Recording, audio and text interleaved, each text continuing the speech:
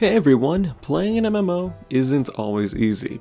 So let's try to make it a tad bit easier today. Let's talk about retainers, something everyone should definitely know about, and what they do in Final Fantasy XIV. If you're a brand new player and also want to know some of the basics of the game, make sure to check out my Final Fantasy XIV new player guide, link is in the description down below. So what is a retainer? Many players are not aware of the personal storage that you're given. Retainers can store items and gil on your behalf. They're also able to sell things in the market board for you. The nice thing that retainers can do if you're a crafter or a gatherer is grab materials you may need for some items you're crafting, or maybe a material that's selling really well on the market board that you want to make some gil from. Now that you know a little bit about the retainers, let's talk about how you unlock them. You must have finished the level 17 main scenario quest, the Scions of the Seventh Dawn. Following that, go to any market area of your choice in Ul'dah, Limsa, or Gridania. There's also Ishgard, Kugane, and the Crystarium if you're in later expansions. Ideally, you'll want to have each of your retainers in a different city-state for tax benefits, just like real life. Every item sold, there is a 5% tax that the seller has to pay on the item's price. There are also timed tax reductions in certain states which allow the tax rate to be 3%. For the most part, this isn't too impactful if your item price is low, but the higher the price is, the more gil you want in your pocket rather than the infinite void that it's going to go to.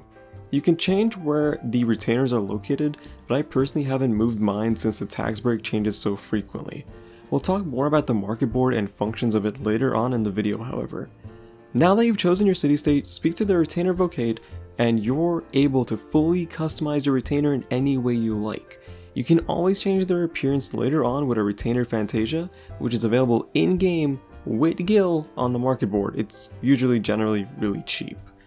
Name them, give them a personality, and you've got a retainer of your own. You can create 2 for free, and any additional retainer will be $2 USD every 30 days per retainer.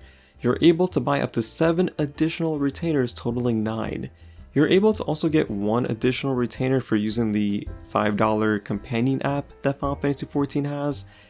I don't fully recommend it. It's mostly for market board functions on your phone, but if that's interesting to you, you can go ahead and do that, and you also get a bonus chocobo saddle space.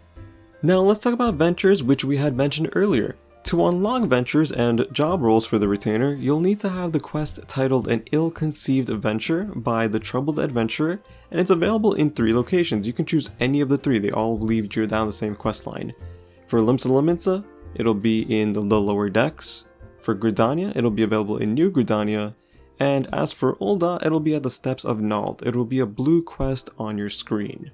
To assign a venture, which is more or less a mission for your retainer, you need to assign them a job and provide them a weapon and some gear. They can be any of the Disciples of War and Magic, as well as a Disciple of Land. Depending on what you assign them, it'll determine what they bring you back from their missions. For example, War and Magic will bring you back monster materials, Miners will bring you back rocks and minerals, Botanists will bring you back things like herbs and logs, while Fisher will bring you back, well, fish. You would need to have gotten the item you're sending them out to get at least once, so keep that in mind if you want them to fetch you something like a porcini mushroom. Ventures are separated into 3 categories: a 1-hour venture, which will yield you less results, but can be done more actively while you're online for specific items; a larger exploration, which takes 18 hours. Usually use this one if you're not going to be by your computer very frequently, or you don't want to be going to your summoning bell every hour.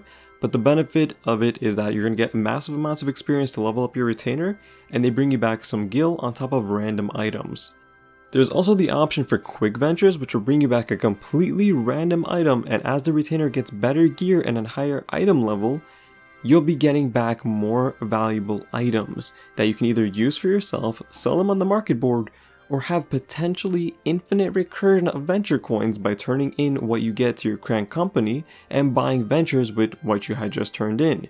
You are also able to access the storage and sell on the market board even if the retainer is away on a venture. It's just a thing on the side for them to do. So let's talk about how you can get some ventures, which is the currency needed to send your retainer out on those missions. But the easiest way is from your grand company. They cost about 200 a venture, and doing expert deliveries and handing in items you got from dungeons you're not using, you'll have a ton of ventures in no time. And as I said, if you're doing quick ventures, you're going to be getting back gear that you don't even need, that you can just give into the grand company, and again, you'll probably get more value from what you got than what you put in for that venture. You'll also get them passively by doing things like duty roulettes if you're an adventurer in need. Since we spoke about retainers, I feel the market board just goes hand in hand with it. It's kind of surprising to know that a lot of people don't know about the market board until way further in the game.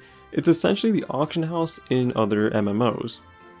Buying on the market board is rather simple. You're able to compare prices and check on items you want to buy, between armor, weapons, random items, and even housing items. Market boards are available in every main city-state, additionally located in housing districts. A good tip is checking other servers for their prices. You can easily go to any main city-state and visit another server temporarily. You won't be able to sell on other servers, but you can purchase items. For example, I'm on Sargatanas, and if I need an item like a rebel coat, I can check my market board and see that the price is about 600k. But if I hop over to some other server like Ferry or Genova, I can see that the price happens to be about 400k.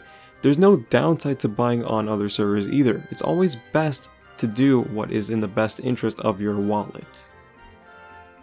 Selling on the market board via your retainers is simple as well. Click on your retainer and toggle the option Sell items in your inventory on the market, or your retainer's inventory if they have things they're holding for you that you want to sell.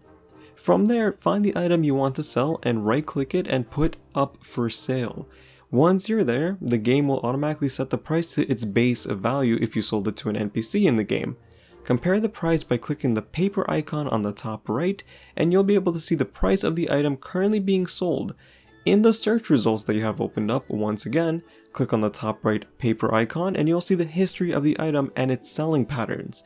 This will give you a good idea on what to price yours at. If the price is worth more by selling it to the NPC, you can right click it again and have your retainer sell the item, which will give you its base value. If you ever want to unlist an item, you can just right click the item and put it back in your inventory. Hopefully this video helped you out and you learned something you didn't know before. If it helps, consider subscribing. I also stream on Twitch over at twitch.tv/KraDeNine. So send over a follow and a sub there too, I really would appreciate it.